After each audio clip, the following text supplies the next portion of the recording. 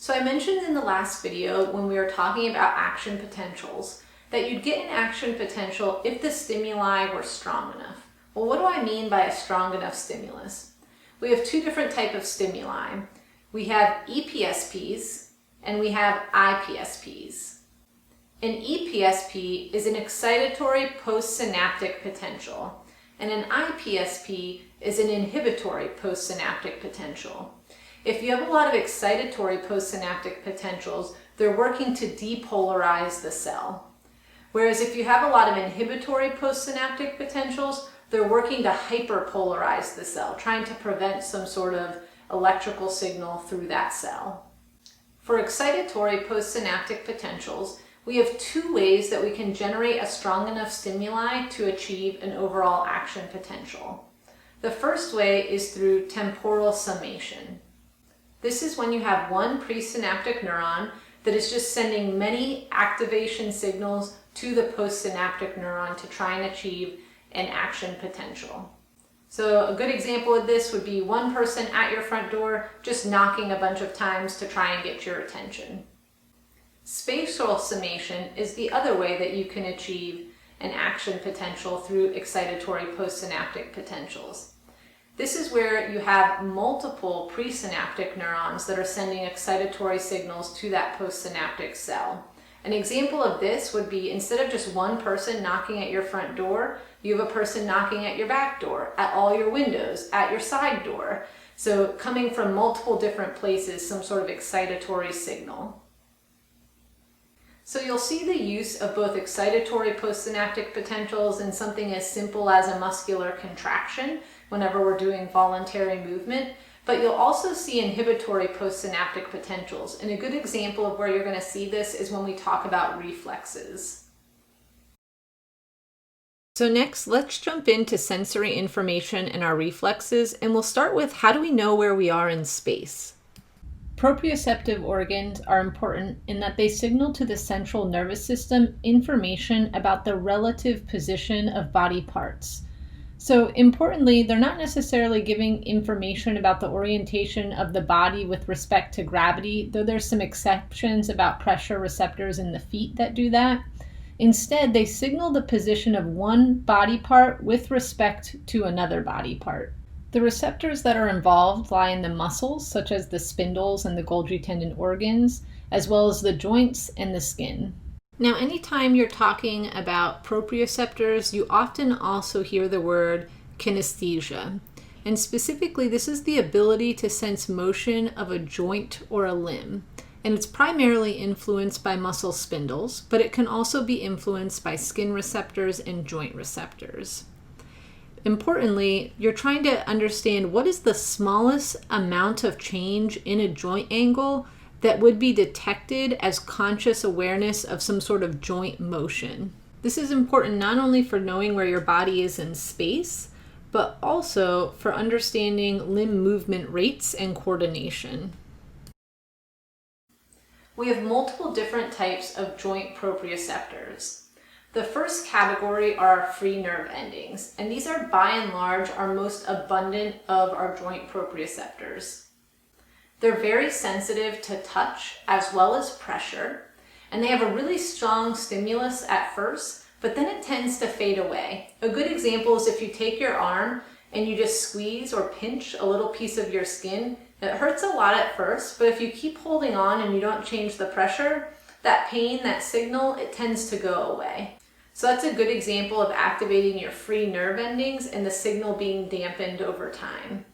We also have Golgi tendon organs, and these are located within the tendons that are attached to the muscle, and they're very sensitive to tension, and they serve as a protective mechanism to try and prevent ourselves from either damaging our muscle or damaging the tendon when we're lifting very heavy loads. And finally, we have Pacinian corpuscles, and these are located in the tissues around the joints, and they're very sensitive to rates of change. So as we change our movement about a joint, how quickly is the change occurring is being sensed in the tissue, for example, that's around my elbow. So we're going to spend some more time delving into our muscle proprioceptors.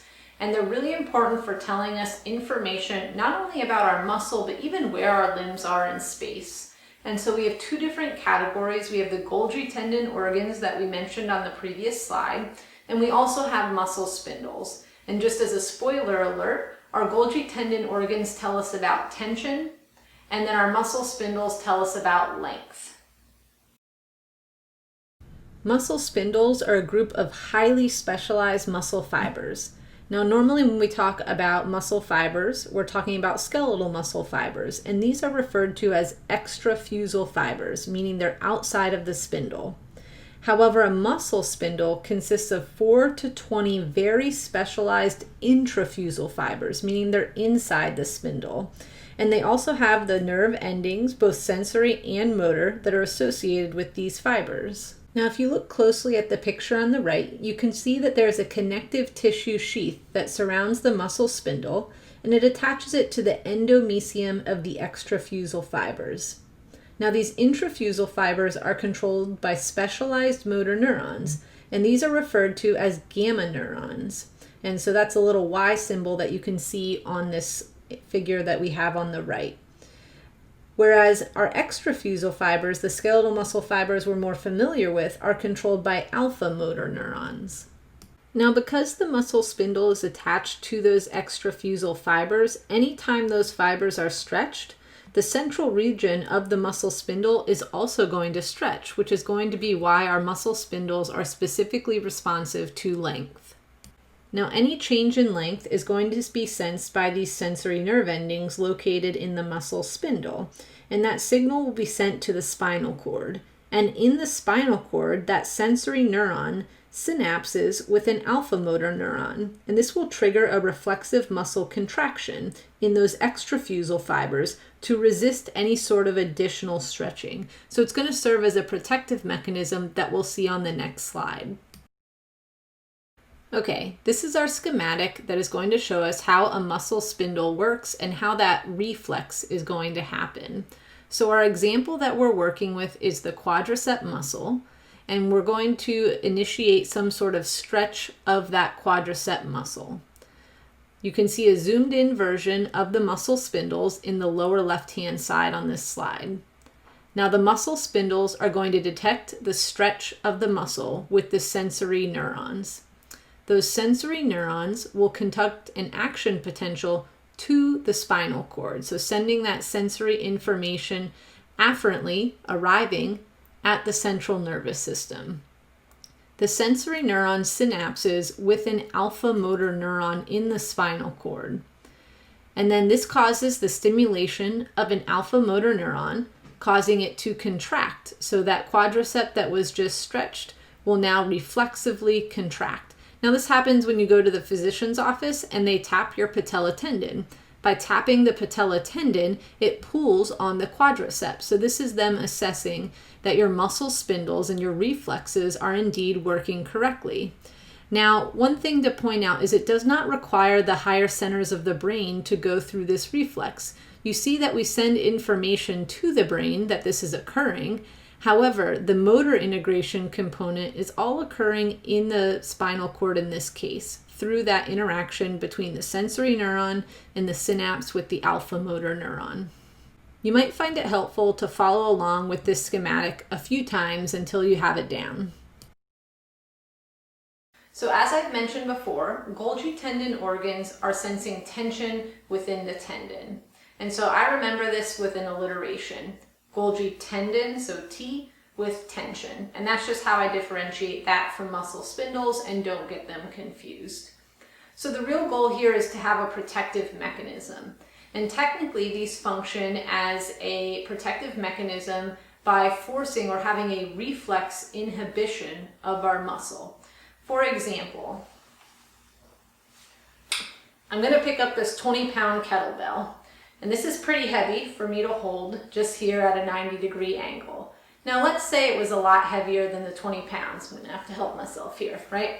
If it was a lot heavier than the 20 pounds, what would happen in that case as I'm using we'll look again, using my bicep to hold this. If it was so heavy that I risk potentially tearing my muscle, it would cause a reflexive relaxation of my bicep, so that I would drop the weight, and activation of my tricep to help me drop the weight in that case. So it would send inhibitory postsynaptic potentials to my muscle of my bicep to cause relaxation in this case. Now here's something cool though.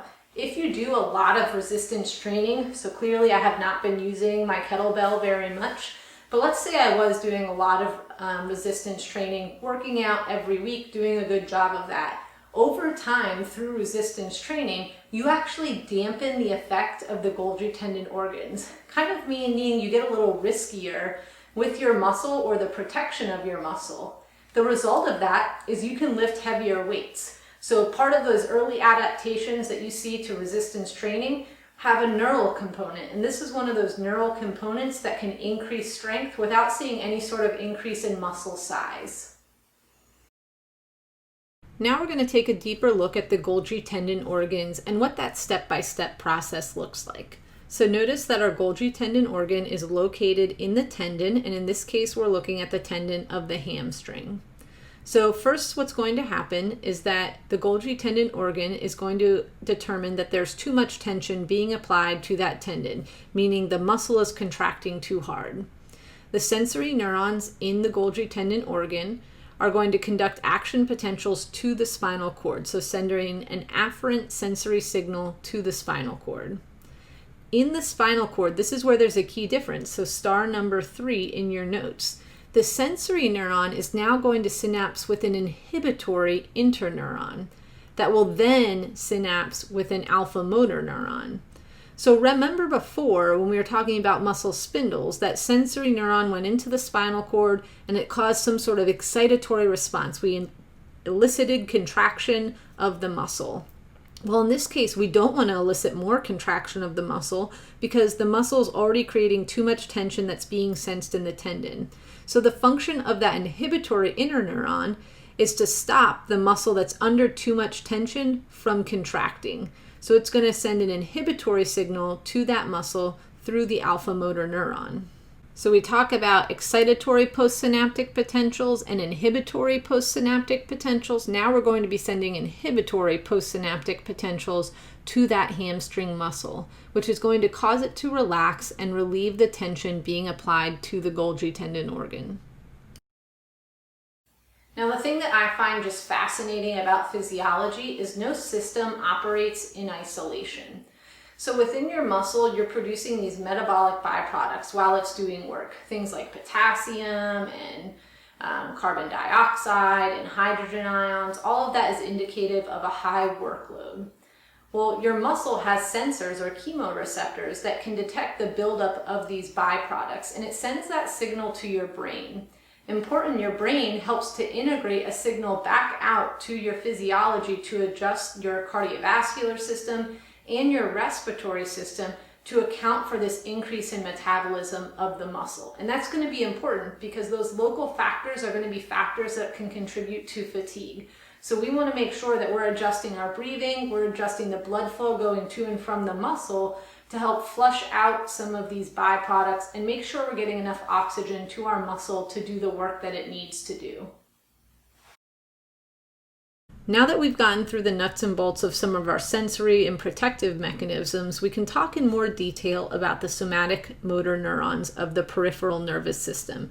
And we've already mentioned them. There are alpha motor neurons, and they're carrying neural messages from the spinal cord to our skeletal muscle. Now, a term that often comes up is what is called a motor unit, not to be confused with an individual motor neuron. A motor unit is in and of itself a unit, means there's multiple things that compose it. So an individual motor unit is a motor neuron plus all the muscle fibers that motor neuron innervates. And there are differences in the types of motor units that we have. We have some very large motor units where you have a large muscle alpha motor neuron that's going to innervate many muscle fibers.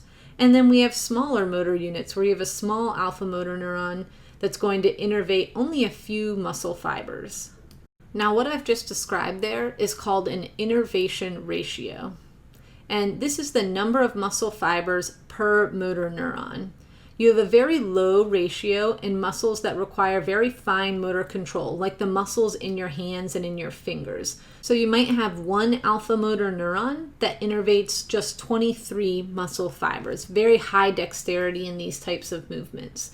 Now, when you have a higher ratio, the movement is not going to be quite as precise or controlled. So in this case, we might think of one alpha motor neuron and 1,000 muscle fibers.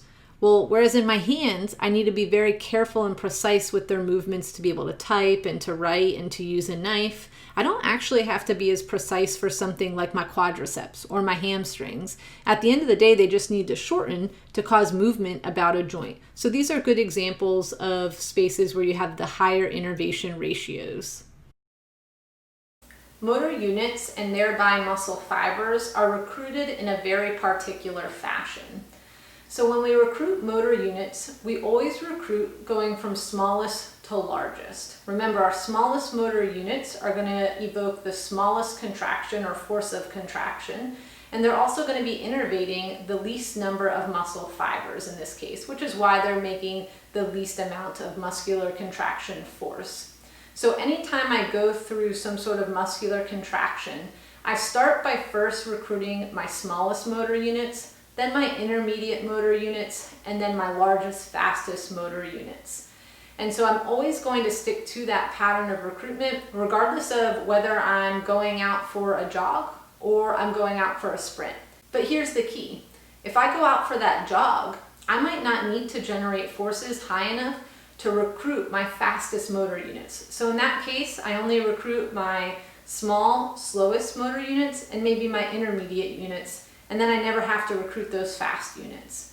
Whereas if I go out for a sprint, I can guarantee you're going to be recruiting all three and relying pretty heavily on those fastest, largest motor units that you have. And this is going to kind of start to link into what we talk about in the next unit as far as what a muscle's capability is based on the type of motor neurons that are innervating it, as far as how it's going to contribute to fatigue.